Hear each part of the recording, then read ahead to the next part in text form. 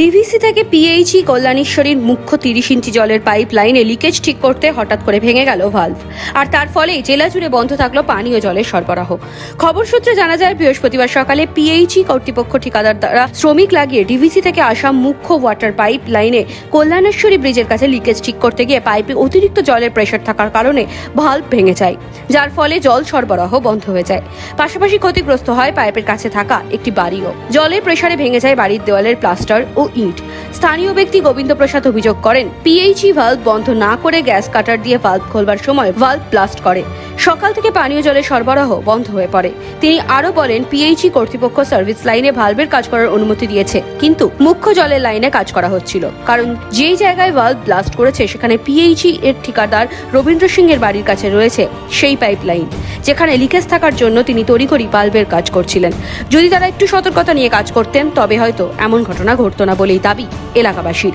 এই ঘটনা প্রসঙ্গে পিএইচির জুনিয়র ইঞ্জিনিয়ার মধুসূদন মণ্ডল জানান, সমস্ত অনুমতি নেওয়ার পর 30 ইঞ্চি মেন লাইনের লিকেজ ঠিক করা হচ্ছিল। সেই কাজ করার সময় যদি কোনো ব্যক্তির বাড়িতে ক্ষতি হয়ে থাকে তবে তা ঠিক করে দেওয়া হবে সরকারের পক্ষ থেকে। এখানে সকাল 9টা থেকে আমাদের পিএইচি কন্ট্রাক্টর রবীন্দ্র উনি কাজ লাগিয়েছিল, এখন পর্যন্ত কাজটা ক্লিয়ার হয়নি। ওনার কথা আছে কি সকালে 9টার সময় জল বন্ধ হয়েছে, আর এখন যে জল বন্ধ হয়েছে, এবার আপনারা বুঝতে পারবেন কেন কাজটা হয় কি হয়নি, যার কারণে আজকে আমাদের সকাল 9টা থেকে এখন মানুষের কেউ জল পায়নি। এই জল যে আছে 30 ইঞ্চি কানেকশানটা, এটা পিএইচি সাপ্লাই করে, পিএইচি পুরো বর্ধমান পর্যন্ত জল যায়। এবার আমরা জানি না ভিতরে ব্যাপার কী আছে, কাজ কী হয়েছে কিনা এগুলো জানি না। এটা কি পিএইচির মুখ্য লাইন? হ্যাঁ, এটা পিএইচির একদম মুখ্য লাইন।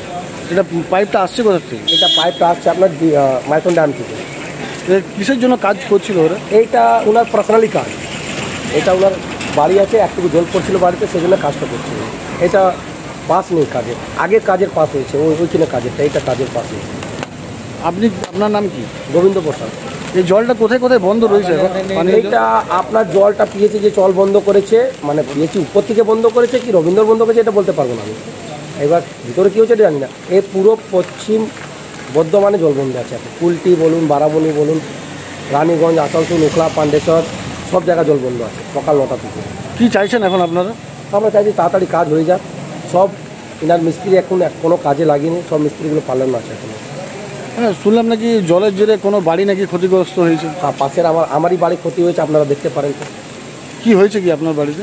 এক বাইকে এরা কাজ লাগিয়েছিল, আমি বললাম কি জল চালু আছে দাদা, জল চালু আছে, বলছে না জল বন্ধ আছে। ওরা গ্যাস কাটার থেকে কেটেছে 3টা ভাল্ব, তারপরে ওইটা ব্লাস্ট হয়ে গেছে। ব্লাস্ট হওয়ার পর বাড়িতে ক্ষতি হয়েছে আমার, আর এখনও জল পড়ছে। কি আপনার বাড়িতে কী কী ক্ষতি হয়েছে? আমার বাড়িতে আমার যে প্লাস্টার ছিল, মানে মাটির গাঁথনি, তারপর উপর প্লাস্টার, ওই এত জল প্রেসার প্লাস্টারটা ঝরে গেছে, আর গাঁথনি মানে দেয়ালটা হাত দেখ পড়ে গেছে। কী চাইছেন এখন? এবার আমি কি চাইবো, এবার যে প্রশাসন বলবে সেটাই শুনবো আমার। Bureau report, NBTV.